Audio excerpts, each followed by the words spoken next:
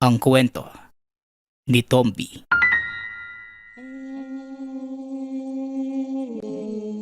Ang kwentong ito ay hango sa totoong buhay. Mula ito sa isa nating tagapakinig. Karanasan ito ni Ino. Walang eksaktong taon. Probinsya ng Capiz. Maraming taon na din ang nakalipas.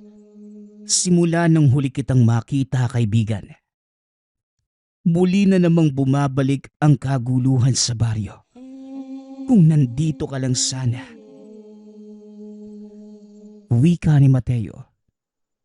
35 gulang na mga oras na yon. Mga 18 taong gulang pa lamang ito nang makilala ang kaibigang si Cyrus. Isa ding binatang kasing edad niya. Simpleng tao lang naman ito kung titignan niya. Ngunit merong kakaiba. May mga marka ito ng pagkasunog sa balat. Katulad sa muka, sa bandang likuran, kamay, paa at marami pang iba. Ngunit usap-usapan din sa lugar. Hindi lang basta ang pagkasunog ng balat ng binata. Ito ay mga balat na nakuha mula pa noong sanggol pa lamang. Nang maipanganak ito ay ganun na ang itsura. Bukod dito, ayon sa mga tsismoso sa lugar, isa itong anak ng San Telmo mula sa ina.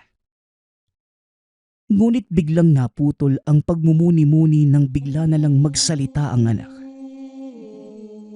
Ay nako, ano na naman po yung binubulong-bulong mo dyan, tay? Tara na po, nakahanda na yung mga dadalhin natin eh. Siguradong nag-aantay na din sina Lolo Mulak sa bukid. Mapapagalitan na naman tayo nun eh. Wika ni Ino. 17 anyos pa lamang na mga oras na yun.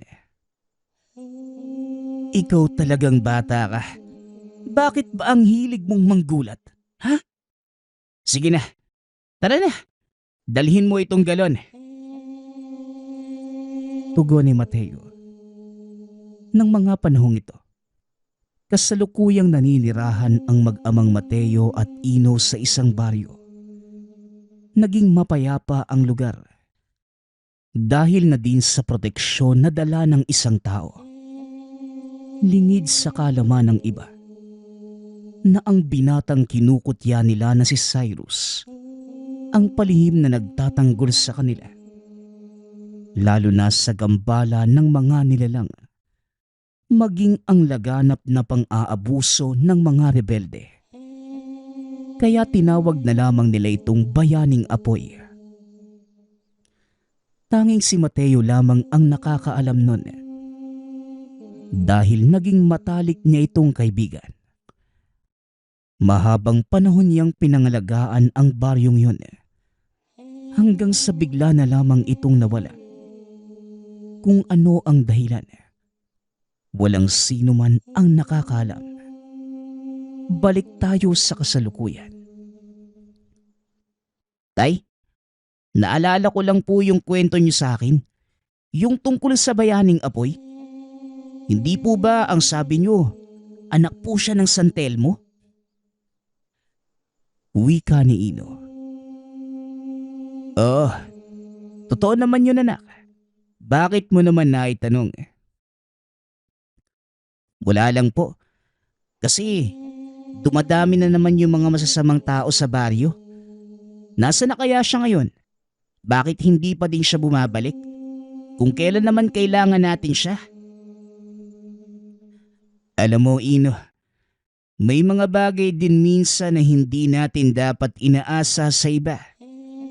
Kung kaya naman nating gawa ng paraan, lutasin na lang natin nang hindi umaasa sa tulong ni naman.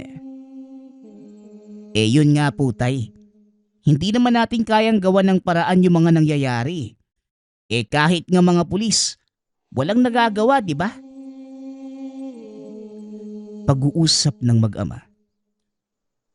Napaisip si Mateo sa sinabi ng anak dahil alam niyang may katuturan ang sinasabi nito. Alam mo, ikaw talagang bata ka.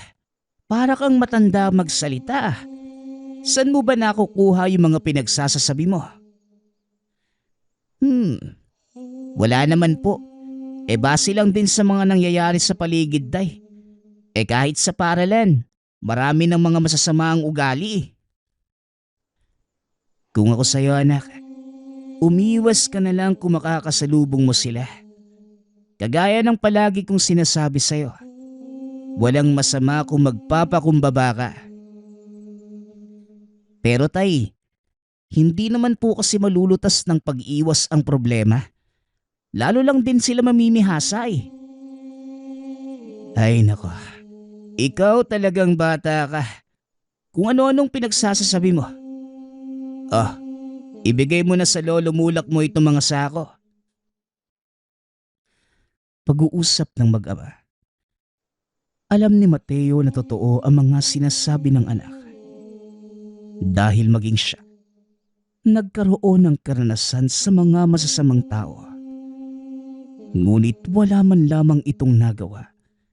Dahil maging siya ay walang kakayanang labanan ang mga ito. Ano? Kailan ka babalik, kaibigan? Kailangan ka na namin. Sana lang bumalik ka na. Wika ni Mateo sa sarili habang nakatingala sa langit. Nang araw ding yun, habang nagtatrabaho, nilapitan sila ng ilang armadong kalalakihan. Mga rebelde. Napahinto sa ginagawa ang mga tao nang magpaputok ang mga ito. Makinig kayong lahat.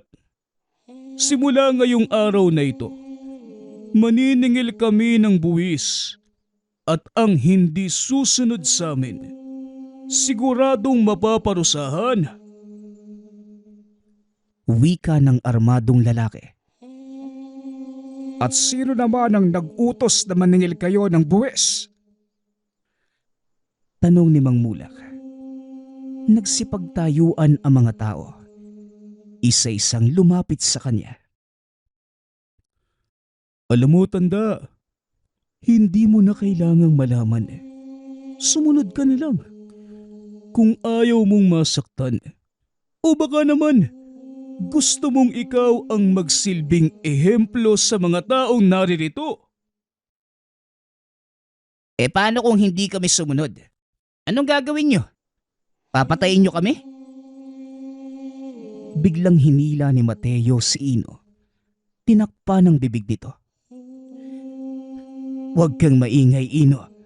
Ikaw talagang bata ka. Napakadaldal ng bibig mo. Sabagay, may punto ang tanong mo, bata. Oo, ganun nga ang mangyayari sa mga taong hindi susunod sa amin. Mga bata, kunin ang mga sako ng palay. Yan ang kabayaran ng mga taong ito. Muling wika ng lalaki.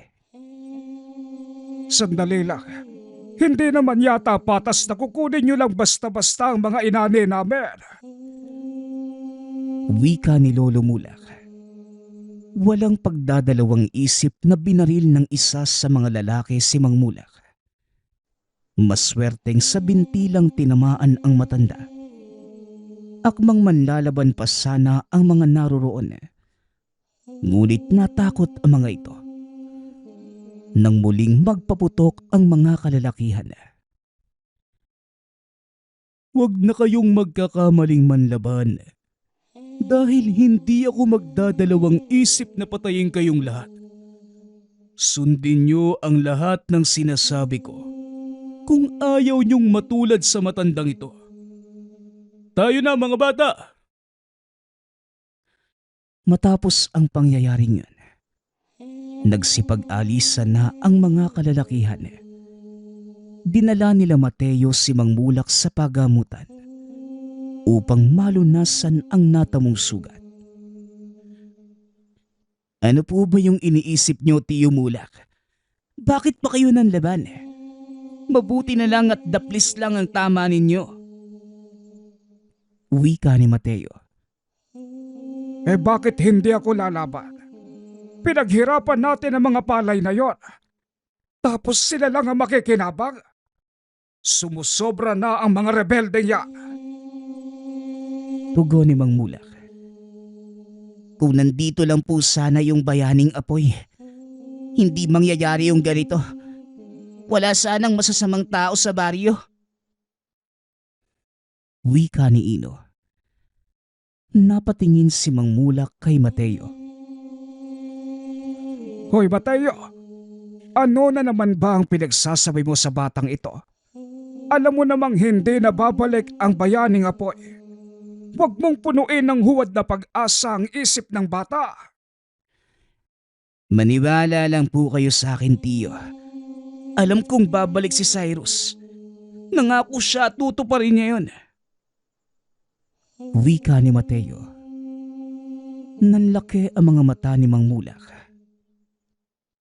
Cyrus, yung binatang maraming balat sa mukha at sa katawan.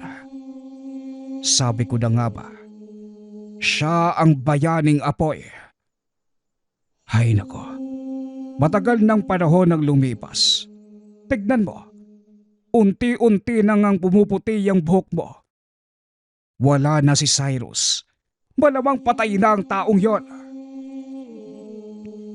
Hindi po ako naniniwala, Tiyo. Alam kong buhay pa si Cyrus. At siguradong babalik siya sa tamang panahon. Bahala ka nga Mateo. Sinasabi ko lang sa'yo na huwag mong bibigyan ng maling pag-asa si Ino. Tara na, umuwi na tayo. Pag-uusap ng magtsuhin. Kinabukasan maagang nagpunta sa bayan si Mateo upang bumili ng gamot ni Mang Mulak. Habang nasa daan, nakita nito ang pangkat na mga kalalakihang palabas sa isang pwesto sa palengke. Talaga naman, napakaitim ng kaluluwa ng mga ito. Mag-antay lang kayo. Dahil hindi na ituloy ni Mateo ang sasabihin. Dahil biglang may kumalabit sa kanya. Isang matandang mahaba ang buhok. Nakasuot ng sombrero de banig at may hawak na tungkod. Maaari ba akong makahingi ng kaunting barya? Nagugutom na ako eh. Wika ng matanda. Dumukot naman ng barya si Mateo at kahit hindi nakatingin, dali-dali niya itong iniabot. Ayan ho, Manong. Pasensyahan niyo na ha. At yan lang ang natira. Maraming salamat, iho. Pagpalaing kanawa ni Apo Adlaw. Salamat. Teka, anong sabi ninyo? Paglingon ni Mateo, wala na ang matanda. Biglang bumilis ang kabog ng dibdib. Nang marinig ang katagang Apo Adlaw. Teka, at saan naman nagpunta yon? Ang bilis namang nawala. Ay nako, baka namamalikmata lang ako. Makauwi na nga lang. Wika ni Mateo. Pagkarating sa tahanan, kagad nitong hinanap si Ino. Naroon ito at naglalaro naman sa likod ng tahanan. Nasa likod ng tahanan ng anak mo. Bakit? Ano na naman ba ang nangyari? Tanong ni Mang Mulak. Minabuti na lamang ni Mateo na wag nang ipaalam dito ang nangyari. Dahil siguradong makakadinig na naman siya ng hindi magandang salita mula sa matanda.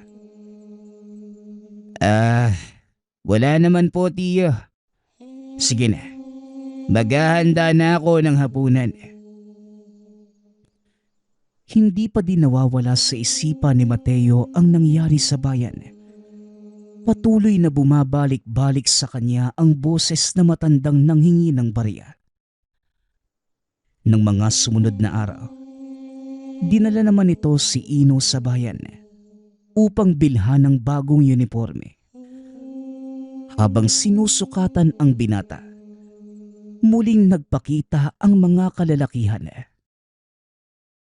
Nako, nandyan na naman yung grupo ni Saddam.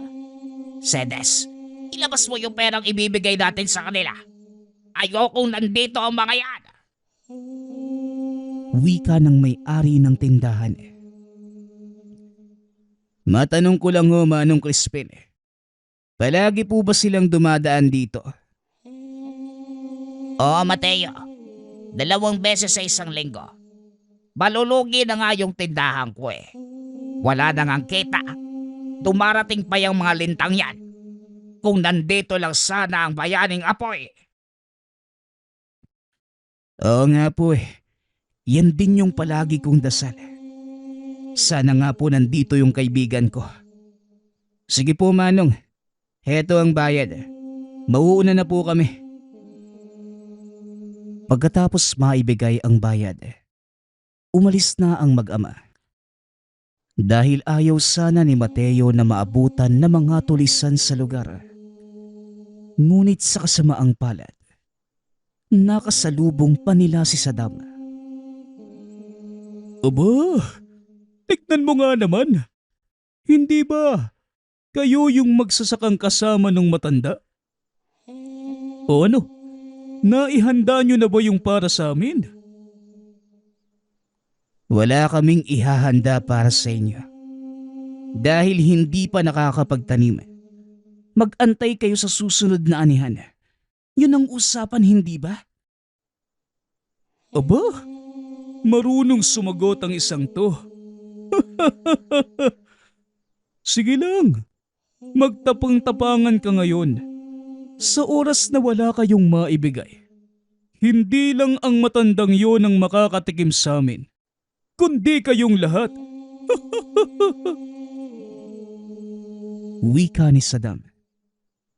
Pinagsasampal pa nito sa pisngi si Mateo bago tuluyang umalis. Nagtawanan ang mga kasamahan ng rebelde. Pilit pinipigilan ni Mateo ang sarili. Matinding galit ang nararamdaman ng lalaki. Lalo pat napahiya siya sa harapan ng maraming tao. Maging sa anak. Ano tay?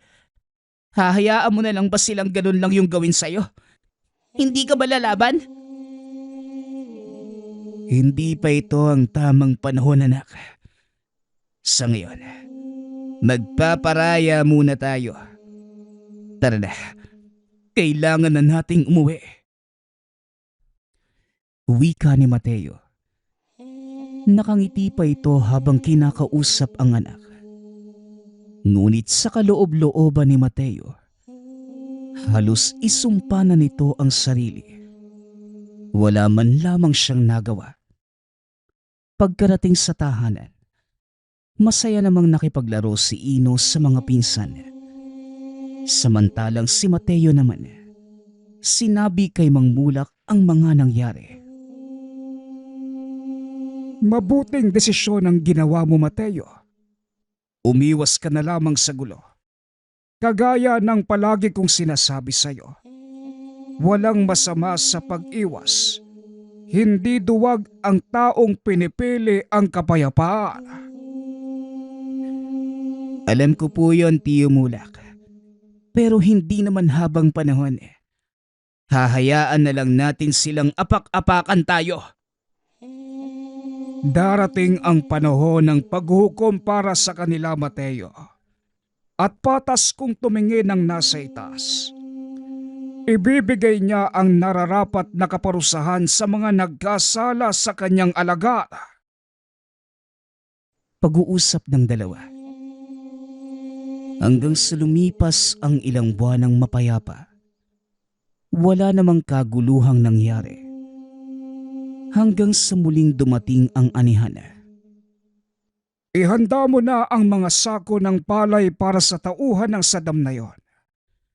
Sigurado kong dadaan sila para kunin ang parte nila. Mga walang hiya! Sinabihan ko na po ang iba at naihanda na din nila ang mga sako ng palay. Paano tayo makakabangon nito, Tiyo Mulak? Kung may kakayanan lang sana akong lumaban, hindi sana tayo naghihirap ng ganito. Maging ako, yan din ang iniisip, Mateo. Pero wala na tayong magagawa. Kailangan nating manatiling buhay. Wika ng magtsuhin. Napabuntong hininga na lamang ang dalawa. Habang pinagmamasdan ang mga rebeldeng hinahakop ang pinaghirapan nilang itanim at anihin. Ngunit sa kalagitnaan ng paghahakot ng mga rebelde, biglang nagkagulo sa lugar. Dali-daling lumapit si Namang Mulak at nakitang hawak ni Saddam si Ino. Bitawan mo ko. Matapang ka lang kasi mas malaki ka sa akin eh. At may hawak ang baril. Bakit hindi mo bitawan yan? Tara, magsuntukan tayo.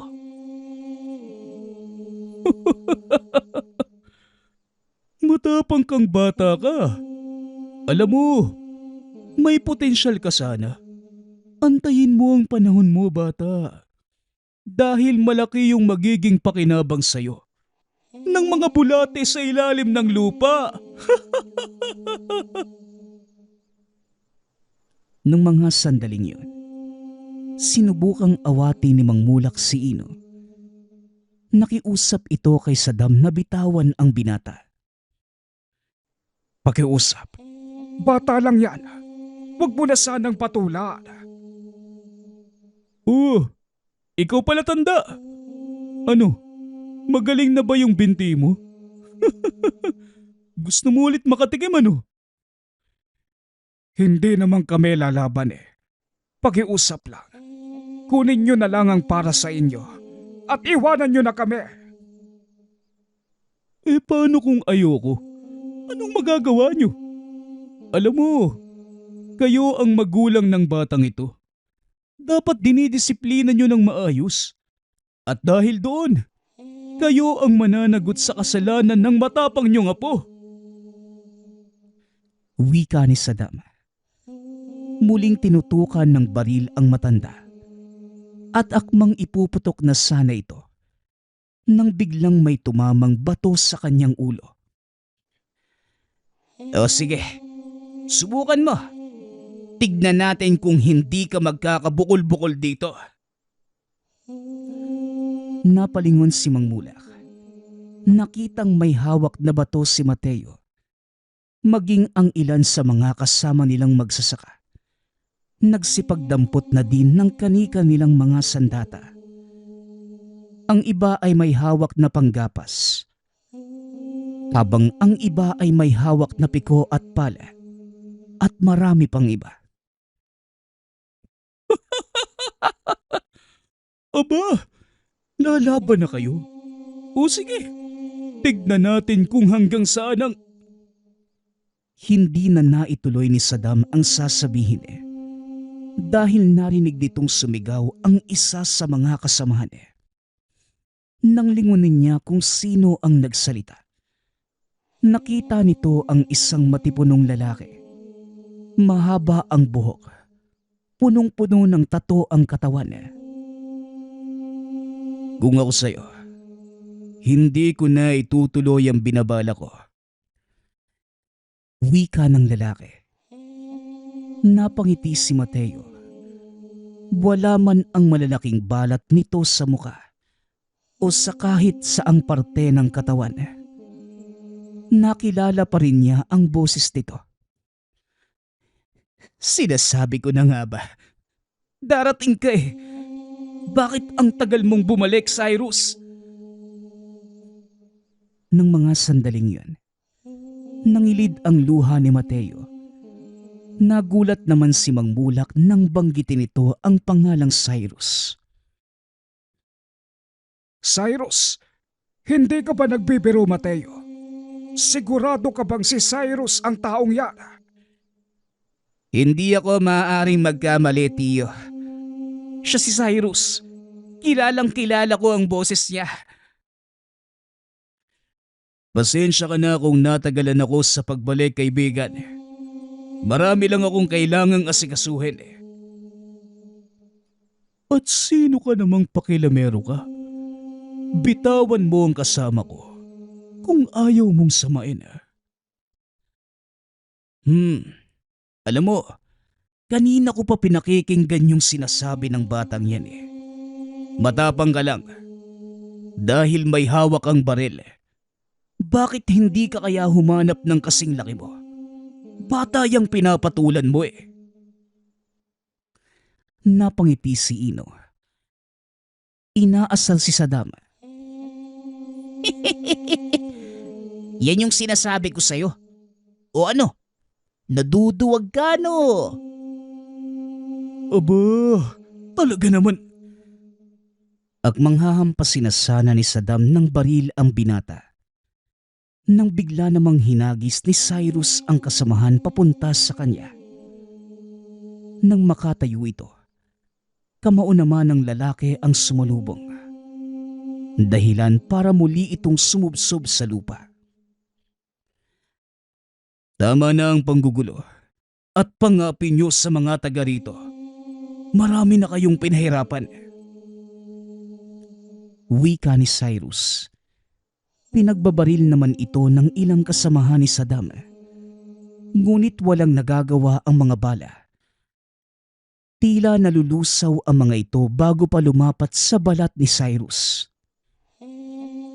Nasisiraan ka na ba ng ulo? Paano kung tinamaan ako? Teka, paanong nakatayo ka pa din? Di mo na kailangang malaman, kaibigan.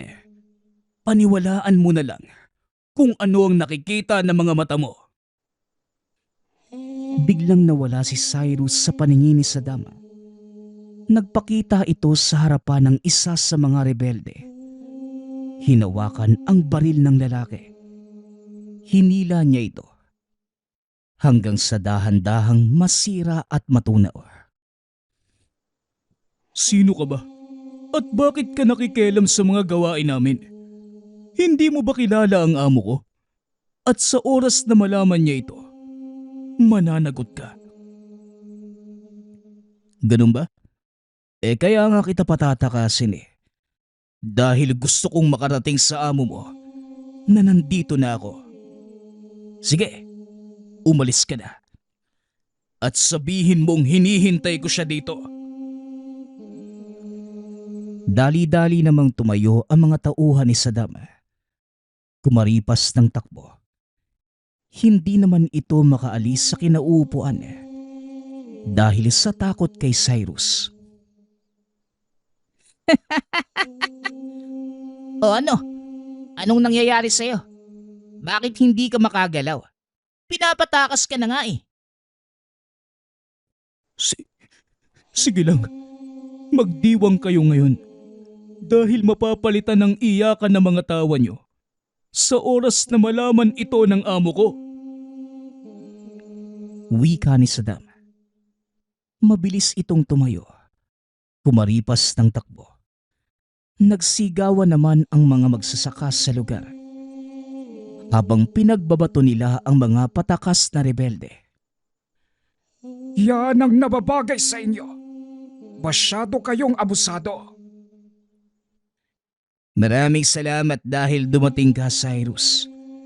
Mga kasama, nagbalik na si Cyrus, ang bayaning apoy! Wika ni Mateo. Nagbulungan naman ang mga tao. Hindi sila lubos makapaniwala na ang binatang palaging kinukutya noon ay siya palang palaging nagliligtas sa kanila.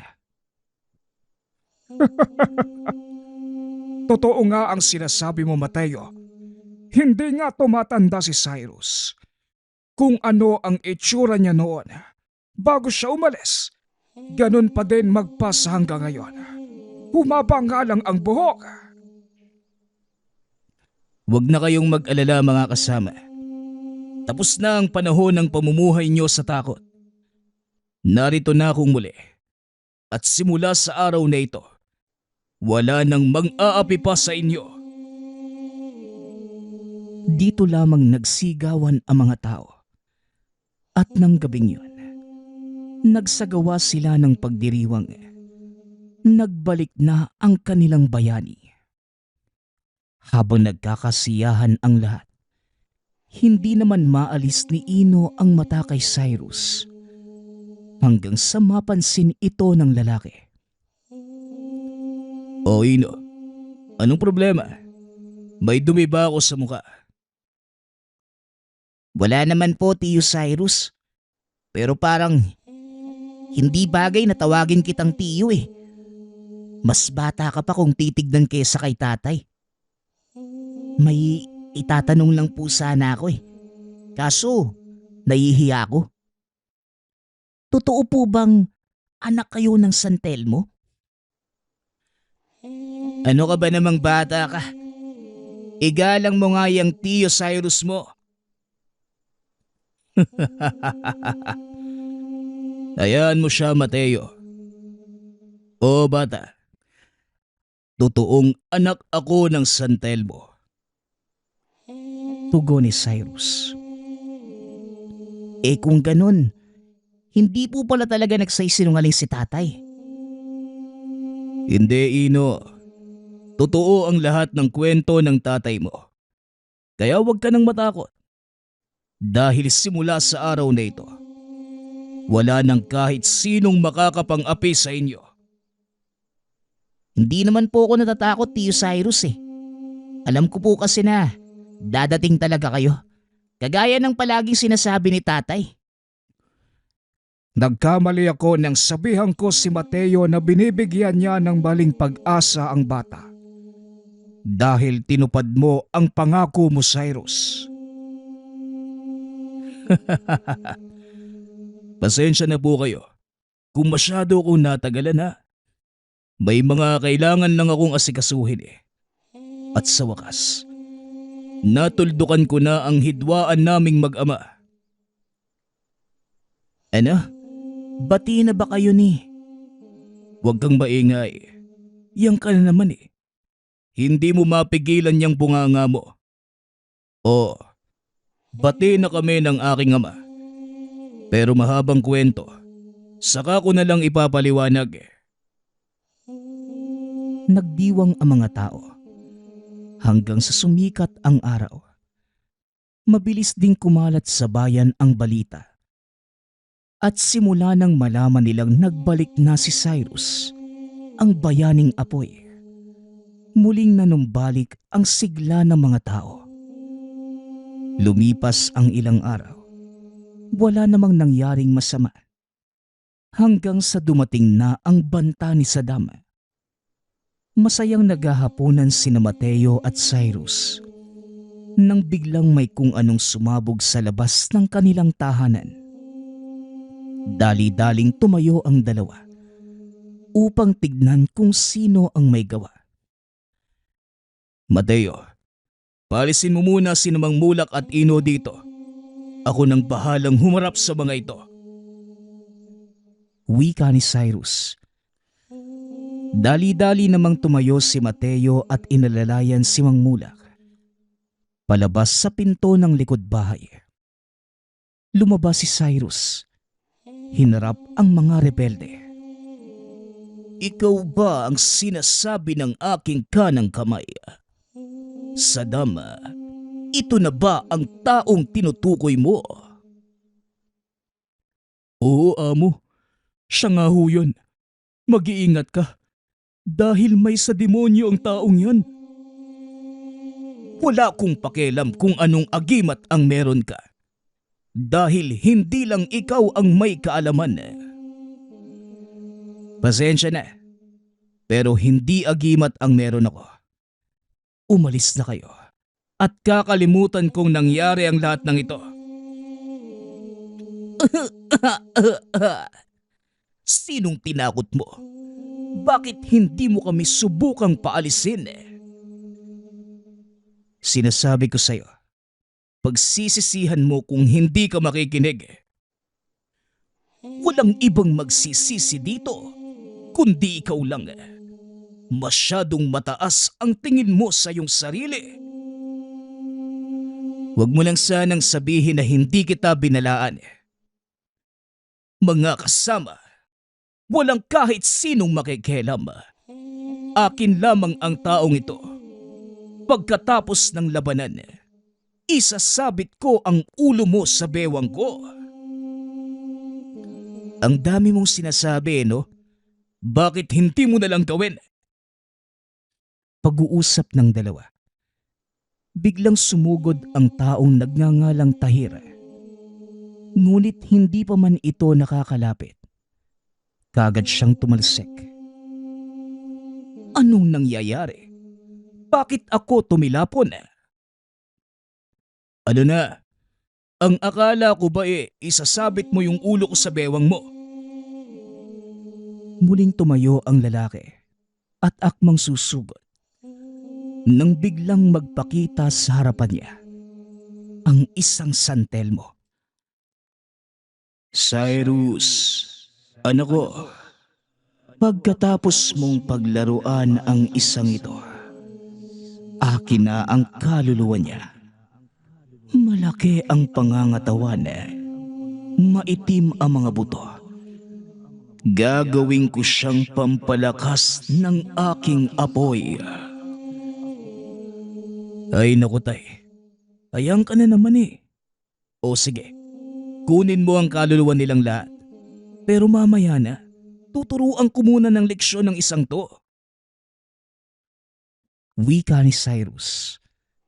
Naglakad ang binata papunta sa kinaroroonan ni Tahir. Hindi ito makakilos sa mga nakikita, maging ang mga kasamahan ni Saddam. Natulala na lamang nang biglang nabalot ng apoy ang katawan ni Cyrus. Lumayo ka sa akin! Isa kang demonyo! Hindi ako demonyo, Tahir. Anak ako ng isang santelmo. Isang malakas na suntok sa sikmura ang ibinigay ni Cyrus kay Tahir. Halos tumagos pa ang mga kamao nito sa katawan ng lalaki. Matapos yun, ipinaubaya na niya sa amang santelmo ang kaluluwa nito. Ama, gayon na po ang bahala sa kanila. Ibigay niyo ang kaukulang parusa sa mga taong yan.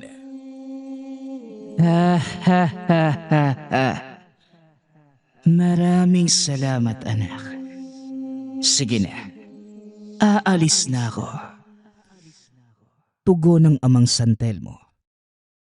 Naglaho ito kasabay ng pagbagsak ng mga katawan ng rebelde. Alam ni Cyrus ang kahahantungan ng kaluluwa ng mga ito.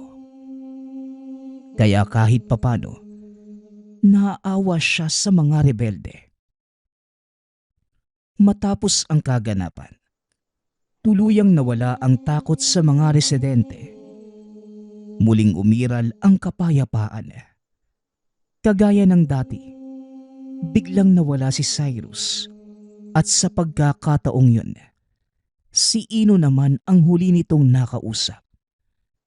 Sa paglipas ng panahon, pinangalagaan ni Ino ang sikreto ni Cyrus hanggang sa tuluyan nang umiral ang kapayapaan sa lugar.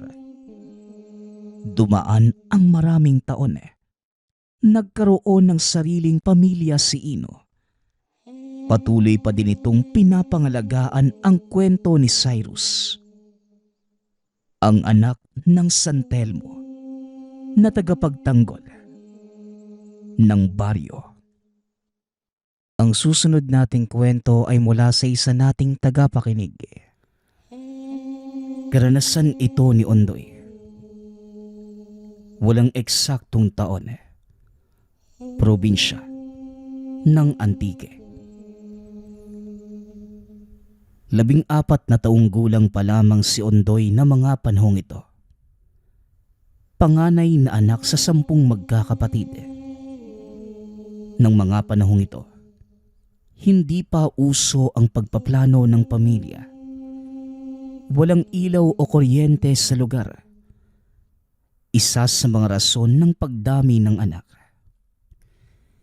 Ikaw bata ka, saan ka na naman ba galing? Nawiwili ka na sa kakapamulot ng mga buto ng kamyas ha. Hindi ka ba natatakot pumasok sa gubat? Ni wala kang kasama. Sa Ondoy, huwag kang maglabas sa sapa ng mag-isa ha. Isama mo yung dalawang kapatid mo nang meron kang kasama. Wika ng ina. Nangahoy lang po ko, Nay. Wala na po kasi tayong panggatong eh. Wala po kayong katulong dito sa bahay kung isasama ko po yung dalawa. Hindi nyo naman mapagkakatiwalaan niyang iba pa naming kapatid eh. Ang liliit pa ng mga yan. Wika ni Ondoy. Magsasalita pa sana ang ina nang biglang marinig ang asawa sa pinto. Galing ito sa tahanan ng kaibigan. Nagninong sa binyag at may dala itong mga pasalubong sa mga anak. Nako, parang nagkakainingan na naman kayong dalawa ng nanay mo ah. Dahil na naman ba yan sa pagpasok mo dyan sa gubat? Anak, makinig ka na lang sa nanay mo. Ang lugar na yan ay hindi nating kabisado. At alam mo ba, may mga namamahay dyang mga engkanto. Pag natsyempohan mo yung puno ng anagas at nadampi sa balat mo ng hindi sadya, ay nako, yung balat mo magsusugat at hindi nagagaling. Kaya makinig ka sa amin ng nanay mo ha. Wika ng ama. Ngunit kahit anong paalala ng mga magulang, may katigasan talaga ang ulo ng binata. Madalas pa rin ito kung pumasok sa gubat ng alanganing oras. Isang hapon, hindi ito nagpaalam sa ama, bitbit ang isang sako na lalagyan ng mga tuyong kahoy. Nang may makasalubong na isang babae. Sa ilang taon niyang paglabas-pasok sa gubat na ito, ni minsan, hindi niya ito nakita at ni walang kabahayan na malapit sa lugar. Kaya nagtataka ang binata kung sino ang napakagandang babaeng yun. Ale, bakit po kayo nandito? Parang ngayon ko lang po kayo nakita eh. Tanong ni Ondoy sa hindi kilalang tao. Maligayang hapon. Ano yung ginagawa mo sa lugar na ito? Ako nga pala si Rena.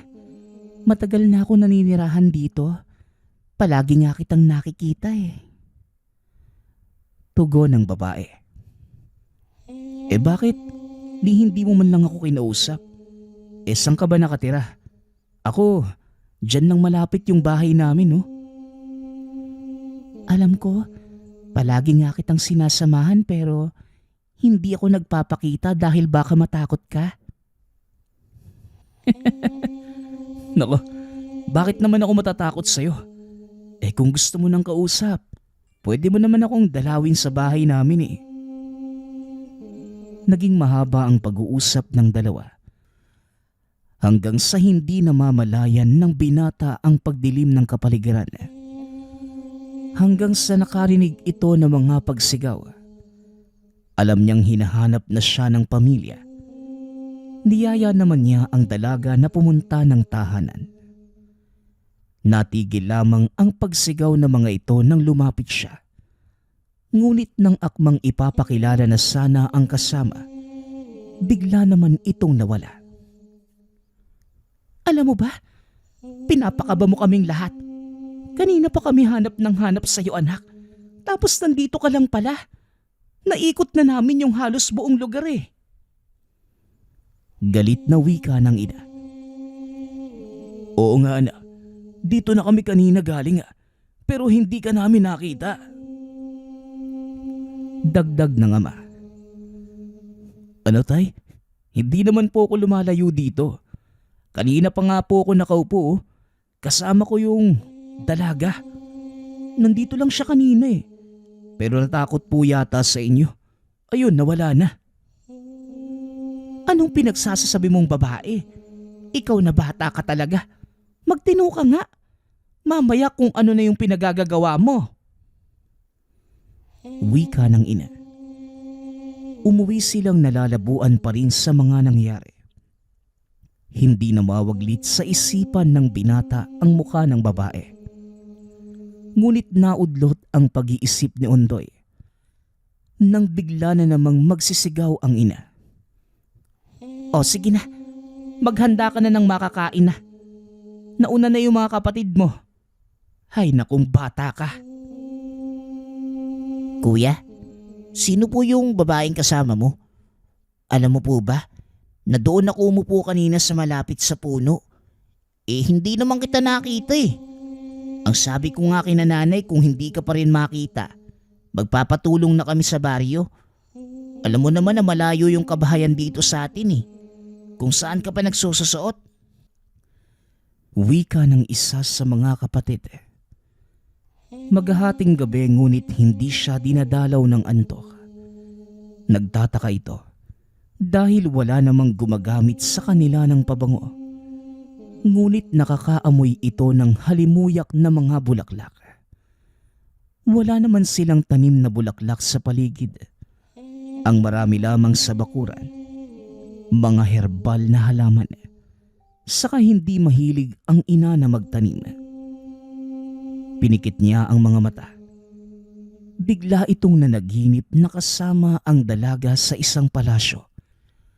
Napaniginipan itong nakikipagtalik siya sa dalaga. Nakaramdam ito ng kung anong sensasyon sa pagkatao. At pagkalipas ng ilang oras, nagising na lamang sa sigaw ng ina. Nagsibangon silang lahat. Naalimpungatan naman ang binata sa boses ng ina. Nay, ang aga naman po ng Hindi na ituloy ang pagsasalita ng binata nang makita ang buong tahanang napuno ng sari-saring mga bulaklak. Hindi makapagsalita maging ang mga kapatid. Dahil sa dami, may namumukod tangi na itim na bulaklak. Napagtanto niyang hindi pangkaraniwang nakikita sa paligid. Hinawakan niya ito. Tila biglang may kung anong kuryenteng dumaloy sa buong katawan. Nawala ng malay ang binata. Nagsisisigaw muli ang ina sa sobrang pag-aalala sa anak. Nang mga panahong yun, hindi pa uso ang doktor sa lugar. Kaya ang ipinapainom lamang sa mga may sakit. Mga herbal at mga halamang gamot lamang. Ngunit kakaiba ang nangyari kay Ondoy. Buong araw itong nakatulog, kaya hindi na mapalagay ang ina sa nangyayari. Nagpatawag na ito ng magaling na manggagamot para matignan ng anak. Nako, unang tingin ko pa lang sa kanya, masasabi kong naengkanto ang anak niyo. Sa ngayon, hindi pa natin matutukoy kung ano ba talaga ang nangyayari sa kanya. Magigising din siya, ginang. Huwag lang ho kayong mag-alala. Susubukan kong makiusap sa nilalang na ibalik ang anak niyo. Wika ng albularyo. Nagpausok ito ng kamanyan at kung ano-anong dahon. Nilapit ito sa binata. Bigla itong napaungol. Dumilat ang mga mata. Bumangon at nagsisisigaw. Halos mawalan ito ng lakas sa ginagawa. Hinawakan ng ama ang dalawang kamay ni Ondoy para hindi niya masakta ng albularyo. Habang ang nanay naman nakahawak sa rosaryo at nagbibigkas ng mga kataga na nagmula sa Biblia. Habang ang albularyo patuloy lang sa ginagawa, biglang nahupa ang atensyon ng dahan-dahang nakatulog muli ang binata. Naku, mukhang mahihirapan tayo sa pagkuha sa kanya. Lalo pat natangay na ng engkanto ang kanyang kamalayan. Nalukob na ng kapangyarihan ng nilalangang binata. Ang tanging magagawa na lang natin, tulungang siyang makawala sa nakagapos sa kanya. Subalit hindi natin ito magagawa kung siya man ay nagkaroon na ng sariling desisyon. Pero lahat ng paraan, gagawin ng nilalang para makuha ang anak nyo. Ngunit kung ang anak nyo mismo ang nagpasya na sumama sa nilalang, tuluyan na tayong mahihirapang mabawi siya. Wika ng albularyo. Napahagulgol na lamang ang ina sa nadinig. 10:00 ng gabi. Umuwi na muna ang manggagamot para makakuha ng iba pang gamit. Habang ang mga kapatid, hindi na muna pinalabas ng kanilang silid. Habang abala naman ang ina sa pagrorosaryo at ang tatay ay abala sa pagpapaikot ng buok na ibinigay ng albularyo. Pantaboy ito ng mga nilalang na nanggagambala sa kanila. Biglang nagising ang binata. Napahinto sila sa ginagawa habang pinakikiramdaman ang gagawin nito. Tinawag ng binata ang ina na may kung anong iniinda. Nay, napakasakit po ng tiyan ko. Nay, ang sama po ng panaginip ko. Sinama po ko sa malawak na lugar at niyakap siya ng ina. Hindi natapos sa pagsasalita si Ondoy kundi humagulgol na lamang. Naiyak na din ang ina sa pag-iisip na may nangyari sa anak na hindi maganda. Ngunit may napansin pa ang ina. Hindi na maayos kung magsalita ang anak. Sa oras na yon, ayaw niya munang bigyang kahulugan ang kung anumang napapansin. Ang tanging nasa isip niya ay maligtas ang anak sa kung anong banta ng nilalang na nanggagambala sa kanya. Nang maghahating gabi na, hindi na sila nakatulog. Nakaupo lamang ang binata sa sulok ng kama habang tulala at tumutulo ang luha. Bumalik ang manggagamot. Kinausap ito ng mag-asawa na nag-aalala sa kalagayan ng anak. Iho, nadidinig mo ba ako? Tahana, nandito lang kami para tulungan ka. Magkwento ka para maintindihan namin ang nais mo at nang nilalang na lumukob sa'yo. Wika ng albularyo. Habang tulala sa kawalan ng binata na hindi nagsasalita. Hinawakan ng albularyo ang kamay. Nagimbal ito sa nakita. Isang tanda kung saan hindi nito mababago pa ang mga susunod na mangyayari. Tuluyan ng nakuha ng nilalang ang kamalayan ng binata. Pinatawag niya ang mag-asawa sa kanyang mga kapatid. Ipinaliwanag ang nakita sa binata. Patawarin niyo kung mag-asawa. Ngunit wala na akong magagawa. Ang anak niyo na ang nagpasya. Tignan niyo. Mananatili siyang ganyan dito sa mundo natin. Tuluyan ng nakuha ng nilalang ang kamalayan niya at hindi na natin ito kailanman may babalik. Panahon na lamang ang makakapagsabi kung babalik pa ba sa wisyo ang binatang niya. Ginawa ko na ang alam kong makakatulong sa kanya. Pero ang hindi ko lang magagawa, ang ibalik ang kamalayan niyang tuluyang nakuha ng engkanto.